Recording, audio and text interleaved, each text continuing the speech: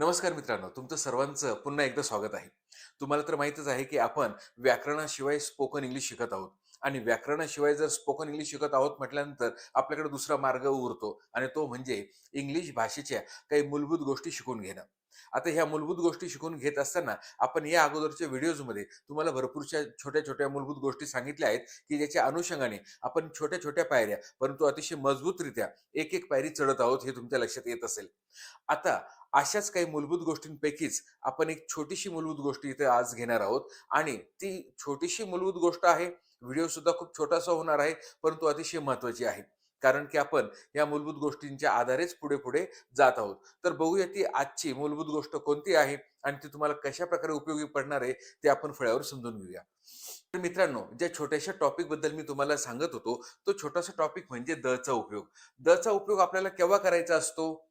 तर जेव्हा एखादी व्यक्ती विशिष्ट असते, म्हणजे जेव्हा आपल्याला एखादी विशिष्ट व्यक्ती दाखवायची असेल, एखादी विशिष्ट वस्तू दाखवायची असेल, एखादी विशिष्ट प्राणी दाखवायचा असेल, विशिष्ट गोष्ट दाखवायची असेल, विशिष्ट घटना दाखवायची असेल किंवा त्याबद्दल सांगायचं असेल, त्यावेळेस आपण चा उपयोग करतो. मग तुम्ही असं म्हणाल, की "सर, चा हा एवढा एकच उपयोग आहे का?" तर मुळातच नाही. चे असे भरपूरसे उपयोग आहेत, परंतु स्पोकन इंग्लिशमध्ये सर्वात जास्त ज्याचा उपयोग होतो, तो उपयोग म्हणजे हा. आणि आता सध्या आपण स्पोकन इंग्लिश शिकत आहोत, व्याकरण शिकत नाही आहोत. व्याकरणामध्ये आपण भरपूरशा गोष्टी याच्याबद्दल सांगू शकतो. परंतु आता सध्या स्पोकन इंग्लिशसाठी सर्वात जास्त गरजेची गोष्ट कोणती? तर हा पहिला एक उपयोग आपल्याला समजून घेणं गरजेचं आहे. आणि म्हणूनच आज आपण या चा उपयोगाच्या बद्दल इथे चर्चा करत आहोत. छोटासा टॉपिक आहे, तो समजून घेऊया.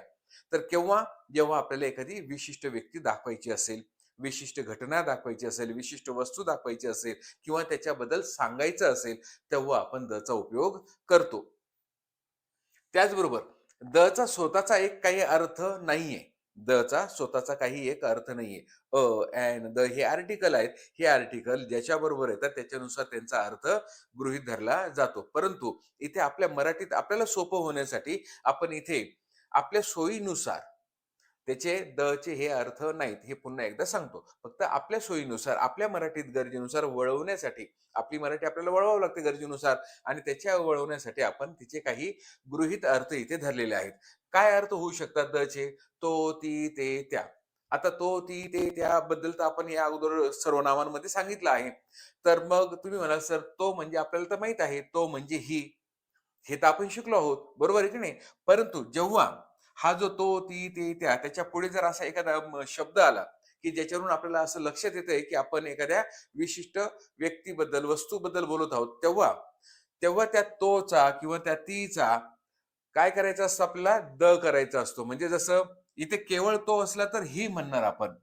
परंतु तो मुलगा असं जर असलं तर बॉय म्हणणार. म्हणजे त्यावेळेस आपण ही बॉय म्हणणार नाही. त्याच्यानंतर ती, केवळ ती असेल तर शी. परंतु जर ती मुलगी असं असेल तर आपण शी गर्ल असं म्हणणार नाही. तर काय म्हणणार? गर्ल. त्याचप्रमाणे ते साठी दे आपल्याला माहीत आहे. परंतु जर ते माणसे असं असेल तर मेन. त्या हे स्त्रियांसाठी आपण त्या म्हणतो. अनेकवचन जर स्त्रिया असतील, मुली असतील तर आपण त्या म्हणतो. मुलं असतील तर ते म्हणतो. तर त्यासाठी आपण दे म्हणतो. परंतु तेच जर त्या मुली, त्या स्त्रिया, त्या बायका असं जर आलं तर त्यासाठी आपल्याला इथं घ्यावा लागेल. तर त्या स्त्रिया, वुमन, वुमन नको पाहिजे. काय पाहिजे आपल्याला इथे? अनेकवचन विमीन पाहिजे. तर त्या स्त्रिया, विमीन अशा प्रकारे आपल्याला हे करावं लागतं. म्हणजे जेव्हा-जेव्हा फक्त तो, ती, ते, त्या असेल तर गरजेनुसार ही, शी, दे इत्यादी घ्यावं लागेल. परंतु त्याच तो, ती, तेच्या पुढे मुलगा, मुलगी, माणसे, स्त्रिया असं जर आलं तर त्या तो, ती, तेच आपल्याला ही, शी, इट, दे वगैरे न घेता आपल्याला काय करावं लागतं? बॉय, गर्ल, मेन, विमेन असं अशी सांगड आपल्याला घालावी लागते. आता तुम्ही म्हणाल, की "सर, हे तर आपण तुटक शब्दावलींच्या सहाय्याने घेतले. वाक्यात उपयोग करून दाखवा म्हणजे जेणेकरून जास्त कळेल." तर आपण काही वाक्य बघूया जेणेकरून तुम्हाला अधिक जास्त स्पष्टीकरण मिळेल. तर बघूया वाक्य काही काही वाक्य फळ्यावर बघूया. तर इथे तुम्हाला समजण्यासाठी काही उदाहरणं घेतलेली आहेत. ते उदाहरणं आपण बघूया. त्याच्यावरून तुम्हाला आयडिया अगदी स्पष्ट होईल. म्हणजे एखादी संकल्पना कशी असली पाहिजे, कोणता शब्द कुठे योग्य ठिकाणी बसला पाहिजे, हे तुमच्या लक्षात येऊन जाईल. आता बघूया इथे तो क्रिकेट खेळतो. खेळण्याची क्रिया कोण करतो आहे? तो म्हणजे ही. हे आपल्याला माहीत आहे. आणि खेळण्यासाठी प्ले आणि त्याला एस लागला, का लागला ते तुम्हाला माहीत आहे. ही प्लेज, तो खेळतो. काय खेळतो? क्रिकेट. बघा असं छोटंसं सोपं वाक्य आपण करायला शिकलो होतो. परंतु मी इथे नेमकं हेच वाक्य थोडंसं वेगळ्या पद्धतीने घेतलं आहे. आता इथे बघा तो क्रिकेट खेळतो एवढंच होतं म्हणून आपण ही प्लेज क्रिकेट. आता तो मुलगा क्रिकेट खेळतो याच्याकडे लक्ष देण्याची गरज आहे. कोण खेळतो आहे? तो मुलगा. म्हणजे आपण एका विशिष्ट मुलाकडे काय केला? निर्देश केला. म्हणजेच आपण पॉइंट आउट केलं की तो मुलगा म्हणजे तो आपोआप परिस्थितीनुसार विशिष्ट झाला. ज्याच्याबद्दल मी बोलतो आहे तो मुलगा क्रिकेट खेळतो. म्हणजे तो आत्ता ह्या वेळेला खेळतच असेल असं नाही. परंतु जनरली तो काय करतो? तर काय करतो? तो मुलगा क्रिकेट खेळतो. तर इथे आपल्याला तो मुलगासाठी ही बॉय घेता येणार नाही. कारण की आता इथे तो मुलगा विशिष्ट झाला म्हणून द बॉय. आणि मग पुन्हा एकदा आपल्या आपल्या नियमानुसार खेळण्यासाठी प्ले, त्याला एस किंवा ईएस. The boy pledge. आणि काय खेळतो? क्रिकेट. तर कर्म मिळालं आपल्याला क्रिकेट. आणि हो, इथे सरांनी एस का लावला, कर्म कसं ओळखलं, हे सर्व अगोदरच्या व्हिडिओमध्ये मी तुम्हाला सांगितलेलं आहे. आता ते जर सांगत बसलो तर व्हिडिओ मोठा होईल. आणि तुम्हाला जर कर्म कसं शोधलं हे बघायचं असेल तर या अगोदरची व्हिडिओज नक्की बघा. ती कविता वाचते. आता बघा, वाचण्याची क्रिया कोण करते? ती. ती म्हणजे शी हे सर्वनाम आपल्याला घ्यावं लागेल. वाचण्यासाठी क्रियापद रीड आणि त्याला आपण एस लावला. She reads. ती वाचते. काय वाचते? कविता. A poem. परंतु आता इथे बघा, ती मुलगी कविता वाचते. कोणती मुलगी? जिच्याकडे मी बोट करत आहे ती मुलगी कविता वाचते. म्हणजे परिस्थितीमुळे किंवा परिस्थितीनुसार एखादी व्यक्ती आपोआप विशिष्ट झाली आणि म्हणूनच आता आपण शी गर्ल न घेता काय करणार? द गर्ल असं आपण करणार. The girl. आणि पुन्हा एकदा नेहमीप्रमाणे रीड्स अ पोएम असं छोटंसं वाक्य तयार होईल. आता आपण इथं एकच वाक्य दोन प्रकारे करून बघितले होते. म्हणजे इथे आपण त्याला नंबर न देता स्टार दिला. परंतु आता आपण इथे स्टार वगैरे काही नाही, डायरेक्टच करत आहोत. तो त्या मुलाला मारतो. आता कोण मारतो? तो म्हणजेच ही. मारण्यासाठी क्रियापद बीट आणि त्याला एस लावला. ही बीट्स. तो मारतो. कोणाला मारतो? त्या मुलाला मारतो. म्हणजे विशिष्ट मुलगा झाला आणि म्हणून इथं तो ते त्यासाठी द घेतला जाईल. तो ती ते साठी ही शी दे घेता येणार नाही. म्हणजेच he beats the boy. The boy. ती त्या मुलीला बोलावते. बोलवण्याची क्रिया कोण करतं? ती म्हणजे शी. आणि बोलवणे कॉल, त्याला एस. शी कॉल्स. ती बोलावते. कोणाला बोलावते? त्या मुलीला बोलावते. म्हणून आपल्याला इथे द गर्ल घ्यावं लागेल. अशा प्रकारे आपण द चा उपयोग कुठे कसा करायचा हे समजून घेतलं. परंतु अजूनही काही मुलांच्या मुलींच्या म्हणजे तुमच्या खास करून जे लहान मुलं असतील, विद्यार्थी शिकत असतील, त्यांच्या डोक्यात अजूनही लक्षात आलं नसेल की आता हा द आपण अशा पद्धतीने का वापरला. तर याच्यासाठी आणखीन एक छोटीशी सोपी टेक्निक देतो. ती टेक्निक काय आहे ते बघूया फळ्यावर. लवकर तुमच्या लक्षात येईल. मित्रांनो, इथे आपण द चा उपयोग कुठे कसा होतो याबद्दल सांगत असताना त्यांच्या आपल्या मराठीत कसा फेरबदल होतो ते लक्षात घेण्यासाठी एक छोटासा तक्ता घेतलाय. की अगोदरच आपल्याला प्रथमा, द्वितीय आणि षष्टी माहिती आहे. सध्या षष्टी मी इथे लिहिलेली नाही, त्याची सध्या गरज नाहीये. तर प्रथमा आणि द्वितीय ही आपल्याला माहित आहे. तर ही म्हणजे तो आणि हेची द्वितीय काय आहे? हिम म्हणजे त्याला. परंतु तेच जर द बॉय म्हणजे तो मुलगा, याच्यात बदल होत काही नाही. फक्त आपल्या मराठीत गरजेनुसार बदल करावा लागतो. इथे प्रथमामध्ये द बॉय, तो मुलगा. पण द्वितीयमध्ये सुद्धा द बॉय, द बॉयच असणार आहे. फक्त आपल्या मराठीत गरजेनुसार काय फेरबदल होतो? त्या मुलाला. म्हणजे जेव्हा जेव्हा तो मुलगा असं येईल, तेव्हा तेव्हा समजून घ्यायचं की प्रथमा आहे.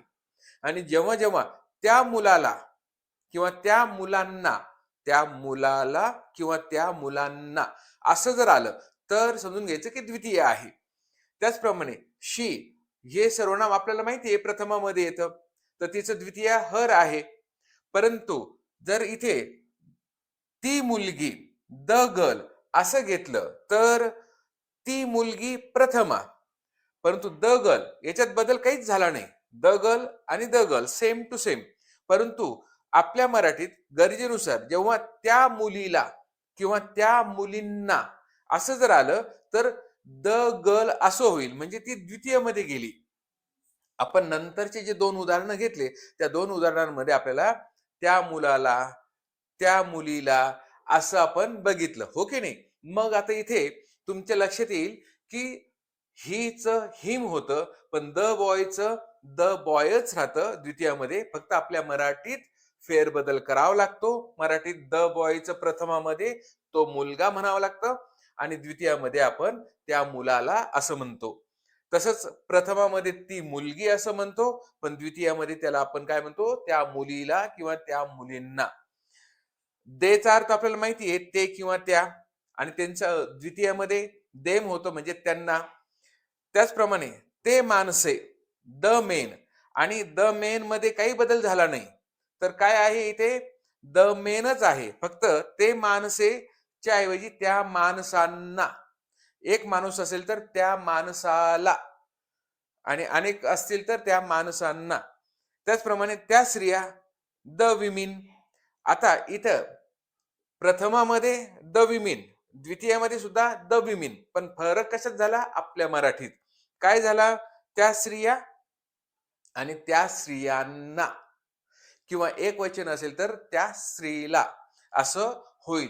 म्हणजे आपल्याला प्रथमा आणि द्वितीया हे लक्षात घेत असताना आपल्या मराठीमध्ये फेरबदल होतो. तर आणखीन काही उदाहरणं बघू, जेणेकरून तुमच्या लक्षात येईल. बघूया. तर बघा मित्रांनो, इथे आपण दचा उपयोग आणखीन चांगल्या प्रकारे समजावा यासाठी आणखीन काही उदाहरणं घेतलेली आहेत. ते उदाहरणं समजून घेऊया, म्हणजे तुमच्या अगदी पक्क लक्षात येऊन जाईल की हो, आपल्याला कुठे काय वापरायचं आहे. तो मुलगा त्या मुलाला पकडतो. बघा, आपण दोघं ठिकाणी मुलगा मुलगा मुद्दाम घेतलं, म्हणजे तुमच्या लक्षात येण्यासाठी. आता इथे आपण इथे हात ठेवून देऊ. तो त्या मुलाला पकडतो, तर काय होईल? ही कॅचेस द बॉय. परंतु इथे आपण तो नाही घेतले, तो मुलगा घेतलाय.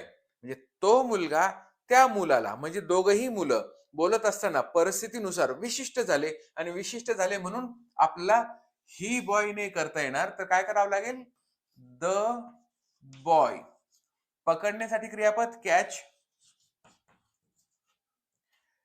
कॅच आहे आणि त्याला ईएस लागला. का लागला ते तुम्हाला माहित आहे. The boy catches. तो मुलगा पकडतो. कोणाला पकडतो?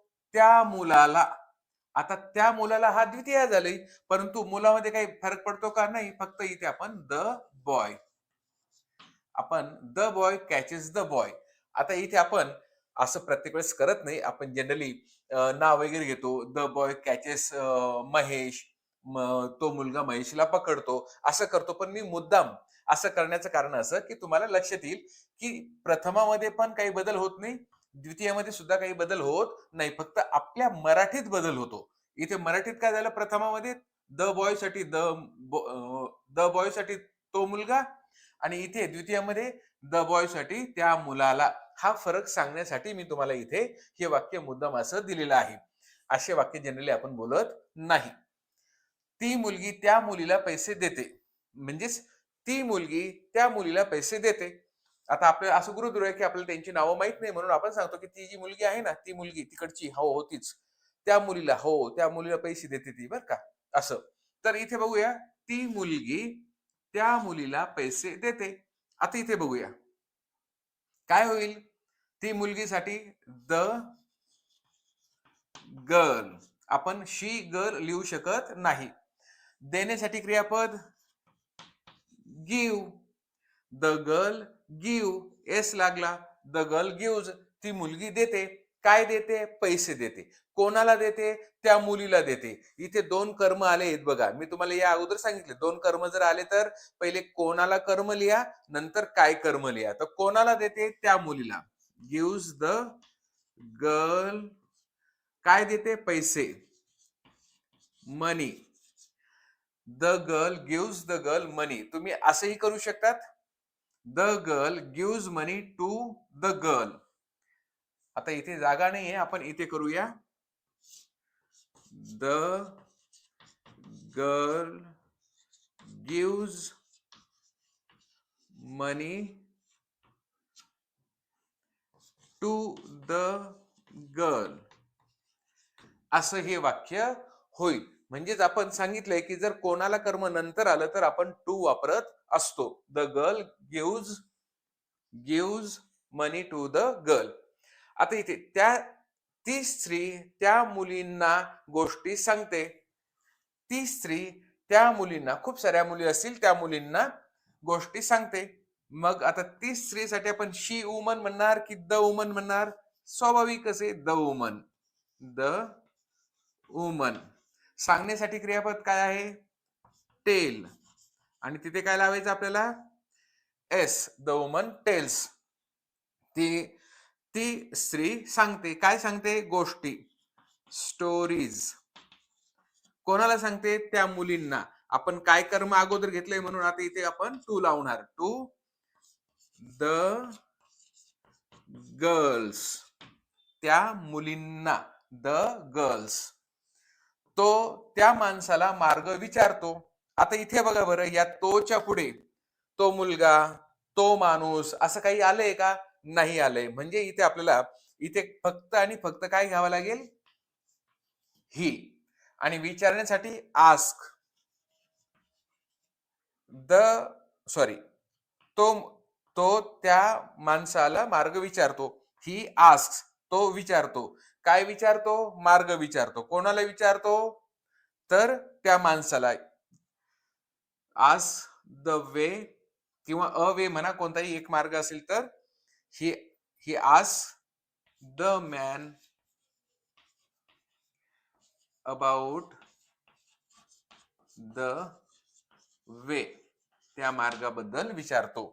आता अबाउट द वे, त्या मार्गाबद्दल असं का आलं हे आपण पुढच्या व्हिडिओमध्ये तुम्हाला सविस्तर सांगू. फक्त इथे आता सध्या एवढं लक्षात ठेवा. ही आस्क्स द मॅन.